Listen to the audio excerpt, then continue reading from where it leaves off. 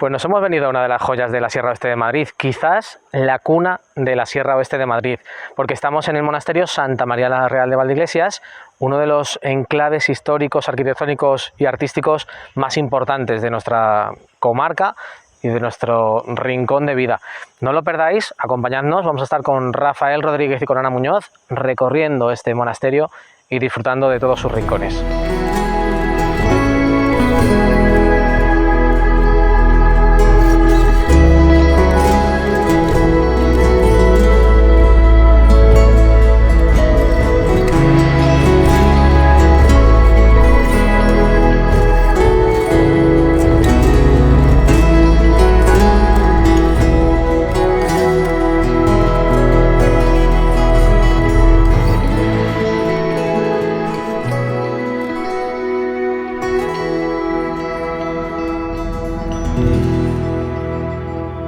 No hay que olvidar que este era un valle, que era coto de caza de los reyes de León.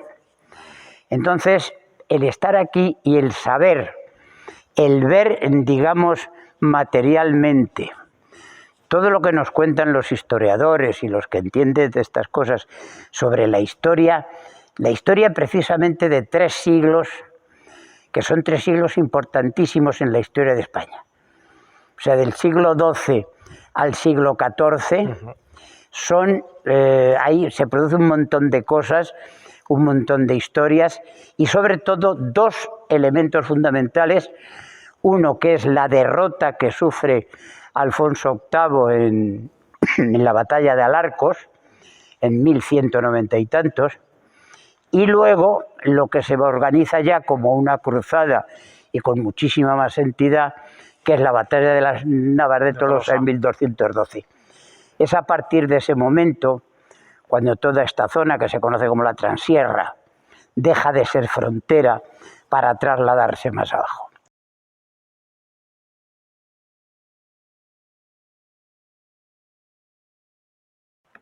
Pues acabamos de entrar en el claustro.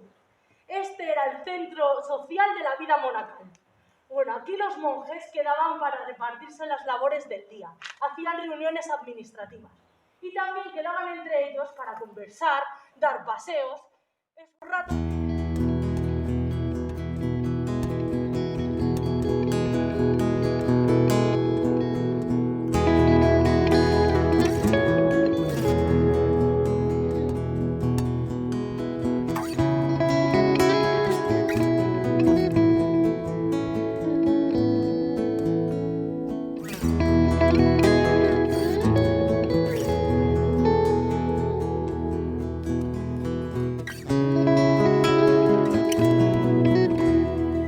La fundación nace aproximadamente 2 meses después de que mi tío regalara el monasterio al pueblo de Pelayos, con el fin de que siguieran cuando él no estuviera, pues se siguieran sus normas y sus objetivos fundamentales, porque esto podía haber sido otra cosa. Entonces él luchó siempre para que el monasterio fuera en ruinas, que fueran ruinas dignas, que se empezaran a hacer consolidaciones, etcétera, hasta dejarlo todo como una ruina muy digna y muy estupenda, pero el pobre no vio ninguna obra.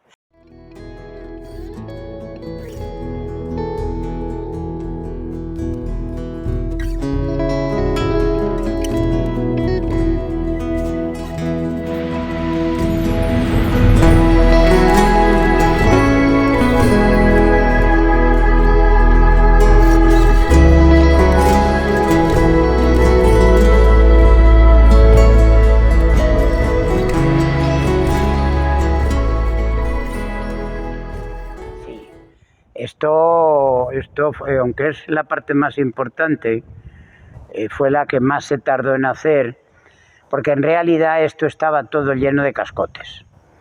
De cascotes porque al caerse la techumbre, pues ya fue todo y fue arrastrando incluso hasta parte, como veis, los arcos que ya son góticos, pues entonces necesitan los contrafuertes, pero curiosamente los contrafuertes aquí también son casi un trampantojo. Porque, ¿no son necesarios? ¿No eran necesarios? Sí, eran necesarios, pero como no se podía hacer el fuste completo, lo que se hicieron fueron medios fustes, se adosaron directamente a la pared de mampostería, porque toda la iglesia, toda esta zona de la iglesia es mampostería románica, a excepción hecha de la portada.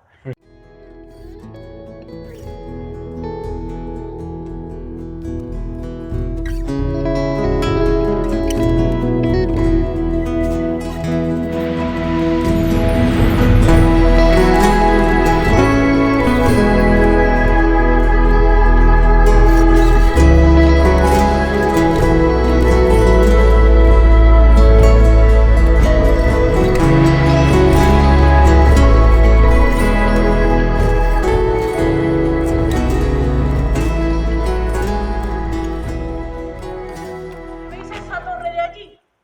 Pues es la torre del campanario. Es súper importante, la verdad, porque esa torre tenía 3 campanas y esas eran las que marcaban la labor del día. Y es que los monjes se regían por un estricto horario para sus tareas del día. Pues empezamos hace unos años con el tema de las visitas. Poquito a poquito se han ido ampliando, poquito a poquito se han ido viniendo pues bodas, rodajes, que nos está permitiendo abrirnos un poco para que la gente nos conozca, porque el fundamental problema que tiene esto es que nadie conocía este monasterio y realmente pues es muy triste porque es uno de los 3 más importantes de la Comunidad de Madrid. Es la materialización de algo que emociona profundamente porque yo he dedicado mucho tiempo a buscar mucho antecedente, porque sobre Valdeiglesias concretamente no hay mucho.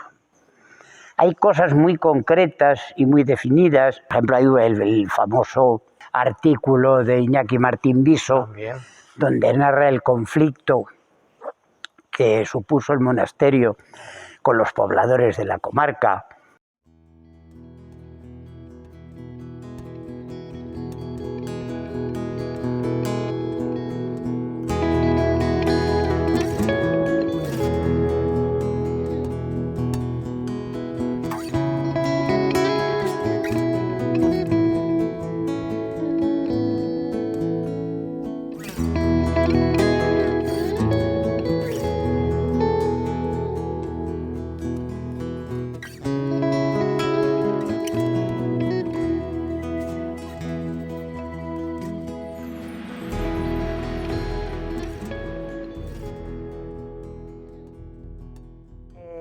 Durante el tiempo que él estuvo de presidente de la fundación, se hizo un rodaje que sirvió para invertir en un aparato para hacer la película que él hizo, proyectarla a las visitas y tal, pero luego ya no se volvieron a hacer nada hasta que me tocó a mí ponerme al frente de la fundación y empezaste sabía a darle perfectamente que teníamos que hacer dinero sí o sí, porque el mantenimiento de esto es muy costoso.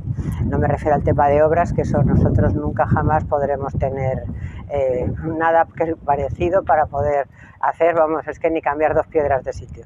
Es decir, lo que antes eran unas ruinas o unas piedras que no servían para nada, ahora ya se les da carta de naturaleza. Es nuestra historia, es lo que fuimos.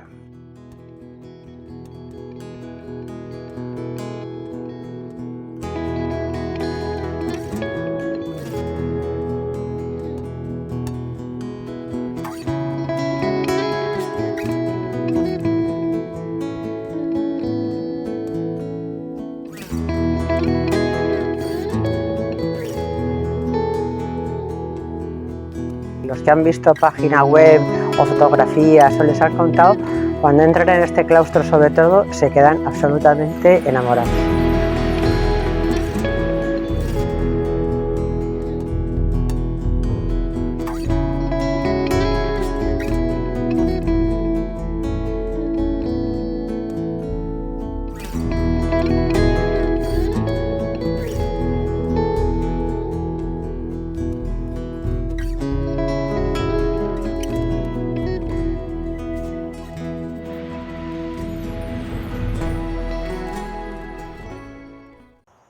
Y aquí, donde estoy yo ahora mismo colocado, era donde estaba el coro.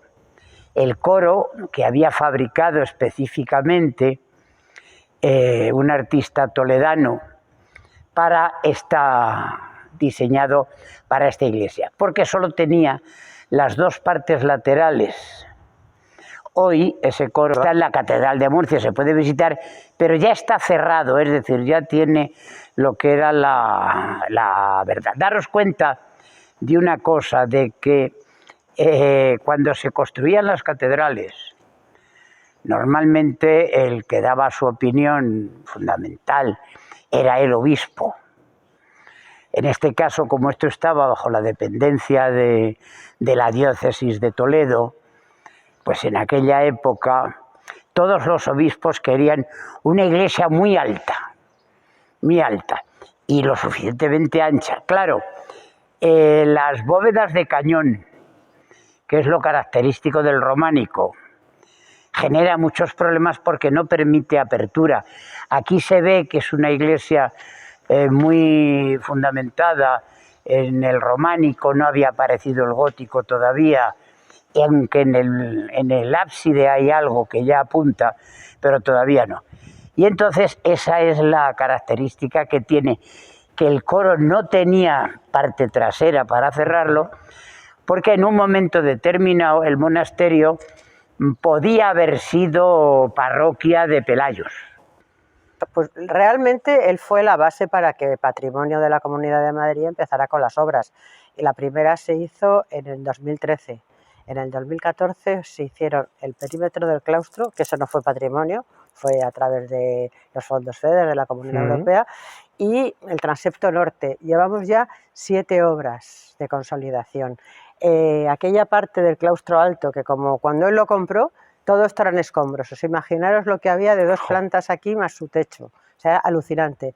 Y él lo único que hizo fue desescombrar, limpiar y proteger. Y ya realmente se quedaría perplejo pensando que estamos en la 9ª obra. Luego hay otro proyecto muy importante que se está haciendo ahora mismo también desde la comunidad, que es la accesibilidad, porque hay zonas donde ha habido que poner rampas, que sea más fácil la visita para explicar, para acceder y sobre todo que no haya ningún peligro.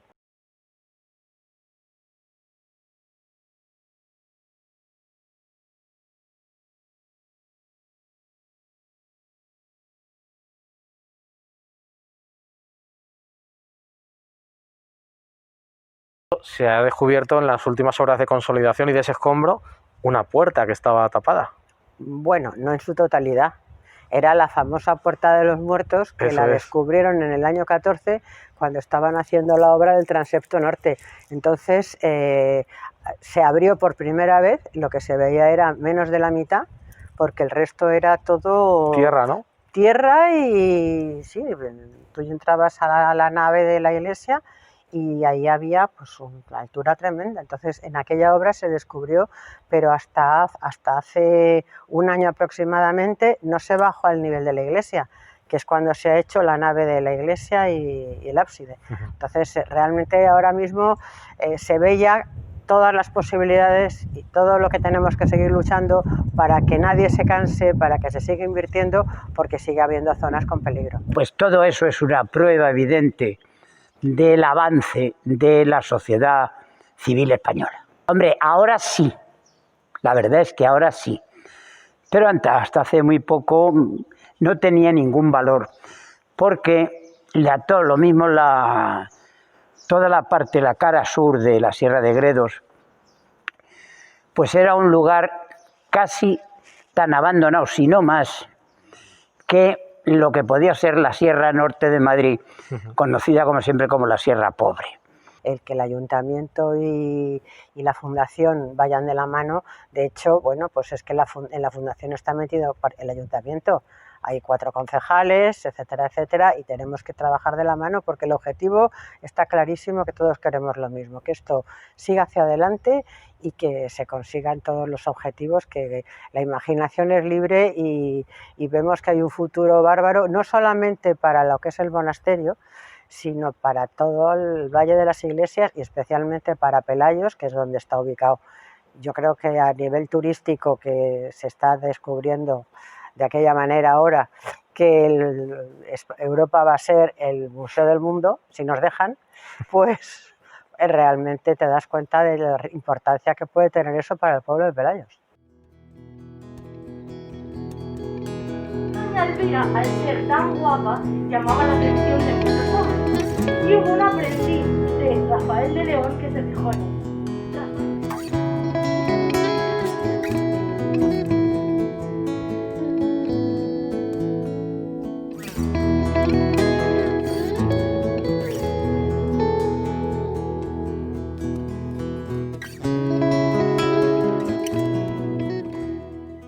Hace tiempo que ya no siento la paz que sentía, eso es indudable, y antes era estremecedor, y el silencio, ahora ya es otra cosa, pero cuando no hay una obra me siento como vacía, porque la sensación es que siempre tiene que haber algo para seguir hacia adelante, que es lo que es el objetivo, y yo soy muy imaginativa y veo que aquí pues, hay para seguir muchísimo tiempo y tener encantados a la comunidad de que son conscientes de lo que hay aquí y están invirtiendo con un interés estupendo.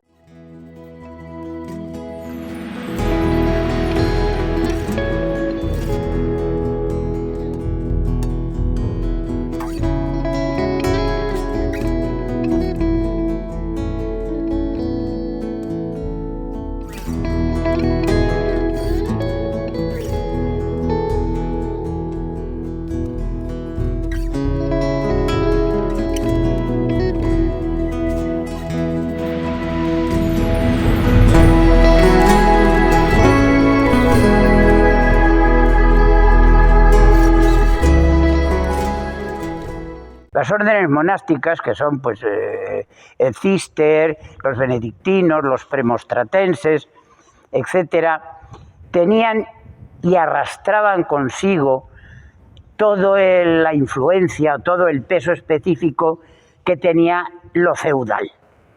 Es decir, daros cuenta que en esta comarca, que aquí vivía comunidades de pobladores que se dedicaban fundamentalmente a la ganadería, no estaban acostumbradas a lo que es el dominio de un señor, o sea, la relación señor-vasallos, que es lo típico del feudalismo. Pero a mediados del siglo XV, que ya los lugares empiezan a tomar mucho más esplendor, el clero secular tiene más importancia y sobre todo que las órdenes, digamos, mendicantes, jerónimos, franciscanos, etcétera, están mucho más cerca del pueblo, porque la relación de los monasterios cistercienses, si no tenéis más que recorrer un poco la península ibérica, y veréis que se construyen siempre en lugares apartados, porque tenían una vocación que era la de repoblar.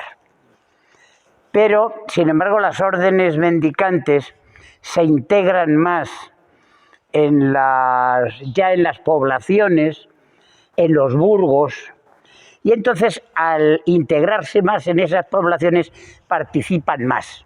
Claro. Al participar más de esa sociedad también tienen más influencia. De ahí la decadencia de los benedictinos y sobre todo del Cister a partir pues, de la mitad del siglo XV más o menos.